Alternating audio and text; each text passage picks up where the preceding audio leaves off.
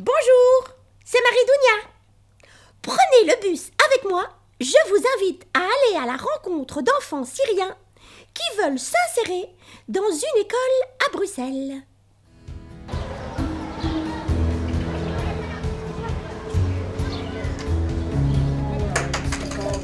Ah ouais, les camions, c'est vrai.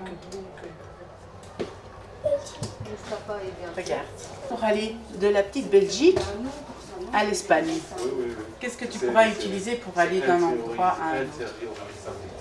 C'est une danse typique espagnole. Est-ce que tu connais son nom? Non, à l'époque, ça s'appelait Hijaz. Le flamenco. Hijaz. Oui, t'as le Hijaz. Moi, fini. Et donc, le Hijaz, de gaz, Le flamenco. leur interprétation du texte sur le reste. C'est une danse. Le parc de la Rosée est connu depuis toute l'Europe, d'Italie, du Maroc. Donc ils appellent ça le parc des Syriens. Je suis gardien animateur de parc. Mon rôle à moi c'est l'ouverture, fermeture du parc. Je m'occupe du nettoyage du parc ainsi que des animations qu'on fait avec les jeunes. Et là maintenant, depuis l'arrivée des réfugiés syriens, je suis un félicitateur, donc je fais office d'interprète, je fais office d'assistant social, voilà.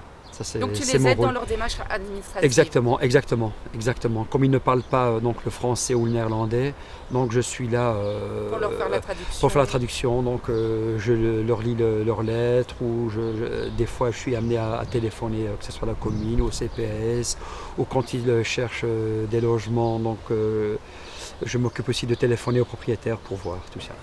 Il n'y a aucune association qui s'occupe de la recherche de logement. C'est eux-mêmes qui doivent chercher le logement.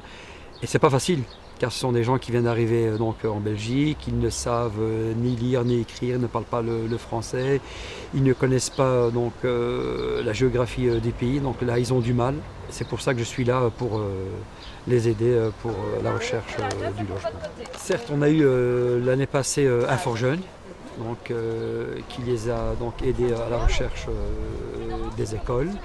Voilà. Mais à part ça, rien du tout. Y a pas. En août 2015, le parc de la Rosée à Anderlecht s'est transformé. Une initiative propose des cours de français aux nombreux jeunes réfugiés syriens fréquentant les lieux. 300 enfants se trouvaient sans école à ce moment-là. Interpellés par la situation, plusieurs associations telles que Un Fort Jeune Laken et la coordination des écoles des devoirs de Bruxelles se sont rendues sur place.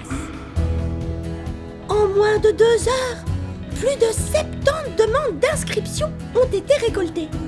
Et la procédure ne fait que commencer. Sans un réel accompagnement, de nombreux enfants ne trouveront pas le chemin de l'école. C'est pourquoi il faut continuer à en parler.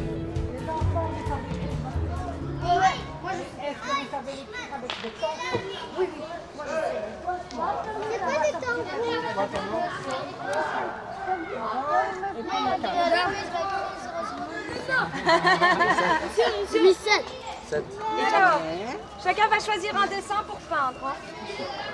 Vous regardez, vous faites tourner, chacun choisit. Doucement, doucement, sinon on peint pas. Doucement.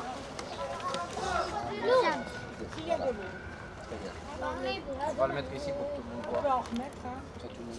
Sinon, tu prends un gobelet, tu vas chercher un peu d'eau. Evelyne, qui a été institutrice en Syrie, nous aide à mieux comprendre et à décrypter la réalité des enfants et des familles.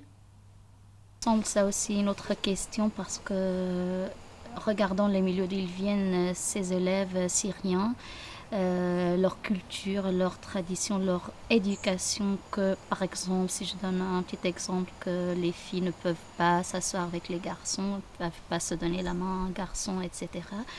Et vu cette culture ou cette éducation qui les empêche d'aller plus loin, de s'ouvrir, de s'intégrer comme il faut dans la société belge. Mais pourtant, ces enfants qui cherchent, ils sont très curieux et qui cherchent à découvrir, aussi à trouver leur place dans la société belge, mais ils ont beaucoup de difficultés à ce niveau-là, surtout les difficultés qui sont liées à leur éducation, surtout ça qui les empêche d'aller plus loin en fait.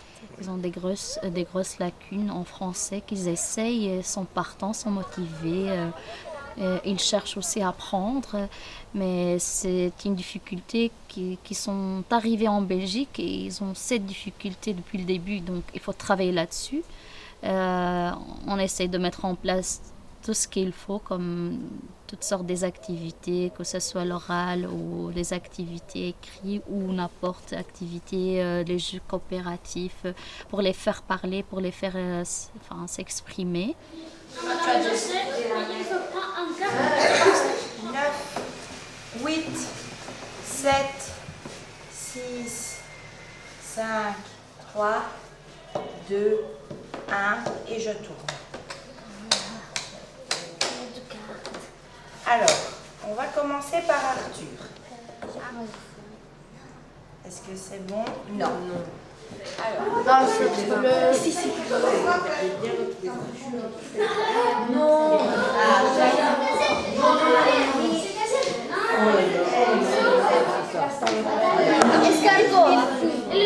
Enfin, chez nous, en Syrie, dans les livres, le programme, le système syrien, on ne montre pas le corps humain. On parle du corps humain, mais on ne parle pas des détails. On ne montre jamais les images. On doit imaginer le corps tel quel, comment il est le corps humain. Mais ici, on voit tout est exposé, que ce soit à la télé ou dans les livres.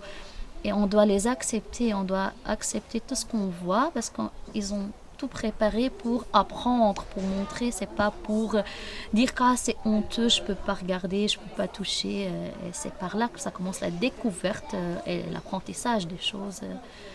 En Syrie, on a tout un système. En fait, on doit appliquer tel quel le système, c'est-à-dire le programme à l'école primaire. On a des manuels scolaires pour première année primaire, deuxième, troisième. Et les profs doivent suivre, on est obligé de suivre ce programme et d'utiliser ces manuels. On ne peut pas les chercher ailleurs ou proposer des autres activités, que ce soit vivre ensemble en maths ou en lecture, n'importe quelle activité. On doit juste appliquer le programme tel quel. On n'a pas le choix. En Belgique, on a beaucoup plus de liberté, c'est-à-dire on est beaucoup plus libre à choisir, on a le choix, beaucoup plus de choix aussi au niveau de tout ce qui est activité. Les profs, ils peuvent choisir ce qu'ils veulent donner aux enfants aussi, bien sûr en collaboration avec les autres collègues aussi et en tout ce qui concerne la pédagogie de notre école. Par exemple, si je parle d'Imelda, on travaille à l'école citoyenne, donc on choisit vraiment des activités qui font pousser vers l'avant aussi ces enfants et les aider aussi à voir l'école citoyenne d'un point de vue positif et de se lancer, de s'ouvrir pour pouvoir s'adapter et apprendre le langage le plus rapidement possible.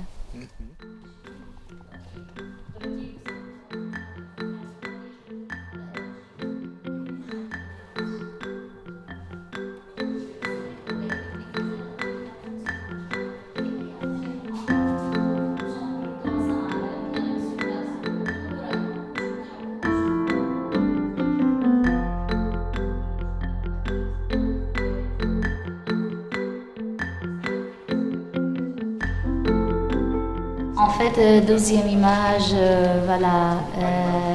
peut parler de l'enseignement en Belgique parce qu'il a très aimé que ça se passe via les jeux éducatifs et d'une manière très simple. Ça passe facilement, que les enfants aussi apprennent plus vite par les jeux, par l'imitation, par des mimes et tout. Donc voilà, il aime bien cette idée, cette manière d'éducation, d'enseignement. الصورة هاي عمالة ترسم مستقبل التعليم. Il a choisi deuxième image parce qu'il se pose une question, quel est notre futur en Syrie au niveau de l'enseignement. En fait, il disait qu'on a tout perdu, on n'a plus d'école, on n'a presque plus rien. Et quel sera le futur au niveau de l'enseignement, de l'éducation? Est-ce qu'on va retrouver tout ce qu'on a perdu? Voilà, simplement, il se pose la question. Cette photo lui parle de la vie là-bas, de la vie des enfants, comment ils étaient heureux, comment ils vivaient bien. Madame dit que l'enseignement aussi, il était bien. Ils apprenaient bien, mais ici aussi, ils apprennent bien. Elle est contente de l'enseignement en Belgique, que ses enfants, ils sont aussi heureux. Et elle espère que la paix et la joie reviendront un jour en Syrie. C'est clair qu'ils ont besoin d'une aide psychologique, d'un accompagnement psychologique quand on arrive d'un pays en guerre et quand on a traversé tous les événements qu'on voit dans les médias et que par ailleurs on a dû aussi avoir une trajectoire d'exil qui était délicate, difficile. On voit aussi qu'en règle générale, la majorité d'entre eux ne sont pas venus simplement en prenant un billet d'avion dans des contextes de grande sécurité. Donc il y a des déterminants de fragilisation psychologique qui sont très importants par rapport à des situations où on a eu peur pour sa vie, on a eu peur pour la vie de ses proches, on était en danger de mort, on s'est vraiment interrogé sur la protection de l'espace social, ce qu'elle devrait assurer, où tout est mis en péril, en échec, et tout est détruit autour de soi. Est-ce qu'on a suffisamment de moyens pour le faire ? A priori non, il y a peu de moyens qui sont dévolus à ça, et donc l'État est plus centré sur des logiques de contrôle et d'accueil au sens minimal du terme que vraiment sur l'accompagnement en santé mentale des personnes qui ont traversé tout ça. Il y a trop peu de moyens pour le faire. Il y a aussi trop peu de professionnels sans doute qui sont formés pour accompagner ce type de problématiques et ce type de public, avec à la fois donc cette dimension du traumatisme, et on y reviendra sûrement dans vos questions aussi, de la langue et de la culture d'origine. Mais il faut le reconnaître aussi, c'est ça qui est intéressant, un grand intérêt, une grande curiosité, une grande envie de la part de gens de différents secteurs et en tant que citoyens de se mobiliser pour ça, à côté de politiques qui sont très certainement insatisfaisantes et inquiétantes. Le psychologue Alain Van Outeren vient de vous expliquer certaines des difficultés que traversent les migrants. Parmi celles-ci, l'apprentissage de la langue reste un enjeu fondamental. Wivine nous explique comment apprendre de manière vivante. C'est la méthode à vous de jouer. À vous de jouer est une méthode active, comme Chantal l'a déjà dit. Donc ce sont les enfants qui agissent et qui construisent l'apprentissage à travers le vécu. Donc ça veut dire qu'ils vivent des situations de communication, ils les jouent, ils rythment les phrases, ils les mémorisent, puis ils transfèrent dans d'autres situations de communication. Et donc j'ai envie de dire que c'est une approche pédagogique qui est totalement centrée sur l'enfant, sur l'apprenant, et pas du tout sur l'enseignant qui n'a plus de rôle central. Donc c'est plus lui qui en fait gère les interactions. Les interactions se passent spontanément donc, dans la classe. Et donc, j'ai envie de dire que véritablement, les enfants vivent la langue qu'ils apprennent. Donc, c'est vivre la langue et non plus parler de la langue. Donc, ils sont vraiment immergés dans la langue. Mais ce qui est intéressant aussi, c'est que cette immersion, elle n'est évidemment pas tout à fait libre comme on pourrait la trouver dans la rue. C'est vraiment une immersion qui est quelque part organisée du point de vue de l'apprentissage de la langue. Elle est structurée. Il y a toute une réflexion sur le plan de l'approche phonétique de la langue, la structuration de la grammaire, mais ce n'est pas apparent. C'est-à-dire qu'en fait, l'enseignant peut s'appuyer sur la progression qui est proposée dans la méthode, mais cette progression ne se traduit pas par des exercices grammaticaux systématiques, décontextualisés, pas du tout. Donc vraiment, la grammaire est, comme on dira, implicite.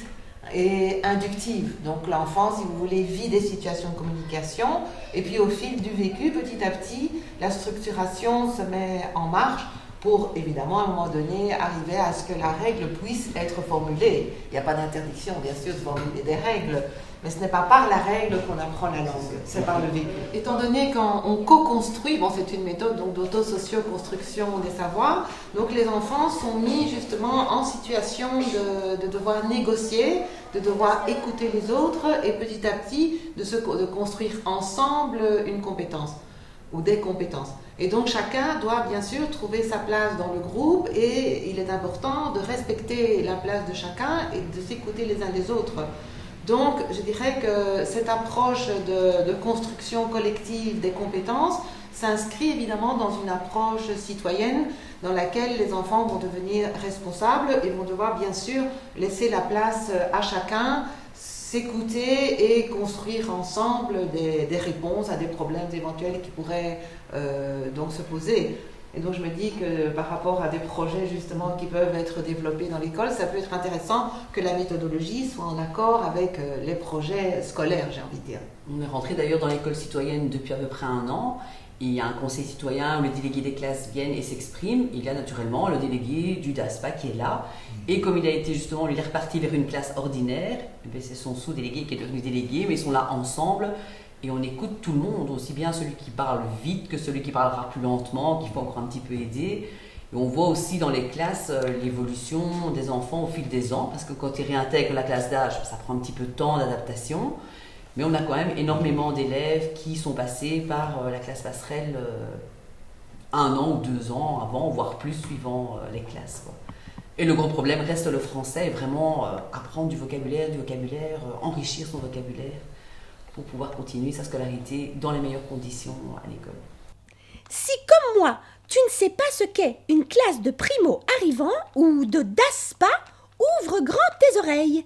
Après avoir compris la méthode, voici le quotidien d'une classe d'ASPA qui applique cette méthode. Dispositif d'accueil et de scolarisation pour primo-arrivants. Donc, c'est un mot un peu, on peut, pour laisser, je pense, en fait, une liberté au niveau de l'organisation dans l'école des heures qui sont données pour ces primo-arrivants. Donc, c'est donc des heures qui sont données pour l'accueil d'enfants qui sont depuis moins d'1 an en Belgique et qui doivent au départ apprendre le français. Je précise aussi que ce sont dans la théorie des enfants hors communauté européenne. Pour bien faire les courses, il faut faire une liste, dit-il. Une liste? Pourquoi faire une liste? Dit-elle. Tu as la liste? Dit-elle. Zut, je l'ai laissée à la maison, dit-il. La rangée des garçons derrière. Elle, combien de fois ça a été? 2 fois. J'ai été prof de néerlandais avant ça, donc ça a enseigné une langue étrangère pour les enfants, donc ça aide. Parce qu'on apprend principalement le vocabulaire, les structures de phrases, c'est tout à fait différent que d'être titulaire d'une classe ordinaire. Oui, c'est vraiment une autre pédagogie et c'est vrai que c'est bien de se reformer en complément. On a suivi la formation avec Wivine Drees, pas en même temps, mais on l'a suivi toutes les deux. Moi, j'ai suivi, ouais, toi aussi, la formation Langue en mouvement de Claire Faber, qui est surtout sur la phonétique. Voilà, et c'est bien de se reformer au fur et à mesure, parce que c'est vrai que c'est une toute autre pédagogie, en fait. C'est vraiment une toute autre pédagogie. Oui. Quand les enfants sont en interactif, c'est très fatigant pour eux, surtout au début, pour apprendre la langue. Et donc, c'est bien qu'on puisse individualiser l'enseignement aussi, qu'ils puissent travailler seuls et de manière... parce que c'est un peu reposant. Chez nous, au niveau du nombre d'élèves dans le DASPA, on tourne autour, les 2 groupes confondus, de 23-24 élèves. Et donc dans chaque groupe, autour de 12 élèves par groupe, avec parfois 10 dans un groupe, 14 dans l'autre, ou ce genre de nombre. Mais les nombres varient au long de l'année. Parce qu'on a des arrivées en cours d'année, des élèves qui rejoignent des classes ordinaires, enfin des classes d'âge en cours d'année, et puis des élèves qui passent du groupe débutant au groupe avancé. Mais donc, chez nous, on a fait ce choix-là. Maintenant, je sais que dans d'autres écoles, ça va être une prof pour une 20aine d'enfants. Ça va être une prof qui va, certains jours de la semaine, prendre les plus petits, certains jours de la semaine, prendre les élèves de 3e, 4e, et puis les autres jours, les plus grands, par exemple. c'est vraiment, de là vient ce mot dispositif aussi. En fait, chacun organise un peu, chaque école organise un peu comme elle le souhaite. Quand on voit les enfants qui, par exemple les Bulgares, ils sont dans la communauté européenne, donc ils sont priés d'aller tout de suite dans une classe d'âge, mais ce sont des enfants qui sont perdus. Au niveau de l'écriture, au niveau de la langue, ça n'a rien à voir avec le français. Et donc, ils se retrouvent souvent en fond de classe complètement démoralisés. Tandis qu'ici, les enfants se regroupent dans les classes ASPA. Il y a un instinct de solidarité qui s'installe parce qu'au moins, ils se retrouvent avec d'autres enfants qui ne parlent pas le français. Ils doivent déjà s'habituer à la Belgique, à un nouveau système d'enseignement, plein de nouveautés. Régler aussi leurs histoires psychologiques parce que c'est souvent des enfants qui viennent de pays en guerre. Et donc, le fait d'être ensemble dans une classe où ils ont partagé un petit peu des expériences difficiles, ça permet de se raccrocher à ses copains. Et en fait, on constate que souvent, ces enfants deviennent très solidaires les uns des autres. Au niveau de la qualité d'accueil, il y a toujours moyen de faire mieux. Je pense, de nouveau, des sas d'aide au niveau de l'administration, je pense, des démarches à faire, les endroits où aller, qui contacter. Il y a des choses qui se font, mais je pense qu'il y a toujours moyen d'améliorer, évidemment. Du fait que les enfants sont un peu confrontés les uns aux autres avec différentes cultures et qu'ils se solidarisent dans une classe ASPA, ce qui se passe moins dans une classe ordinaire, ça, moi, je me dis, c'est du gagner pour l'avenir. Parce on voit parfois des petits phénomènes de racisme au début de l'année, il y en a, Et puis progressivement, ils se découvrent les uns les autres et du fait qu'ils apprennent la langue en même temps, oui, ça les soude. Et je me dis, ça fera des adultes qui seront beaucoup plus tolérants. Oui, vraiment pour l'intégration sociale, c'est comme je disais tout à l'heure, un passage en douceur où ils peuvent progressivement intégrer les codes sociaux, les habitudes. Et donc, oui, ça favorise l'intégration sociale. Le DASPA favorise ça. Et même pour les parents, parce que les parents, du fait de devoir venir à l'école, de devoir venir aux réunions de parents, et puis, etc., aussi, ils bénéficient indirectement du DASPA, en fait. Voilà. On organise aussi des jeux le mercredi après-midi. Oui. Les parents apprennent à jouer avec les enfants. Donc c'est une découverte de l'apprentissage du français par les jeux. Cette année-ci, on a demandé à quelques parents de nous accompagner en sortie, au musée. Et ça, c'est très chouette parce que les parents, ça leur permet de voir comment fonctionne notre classe aussi, comment on est aussi avec les enfants.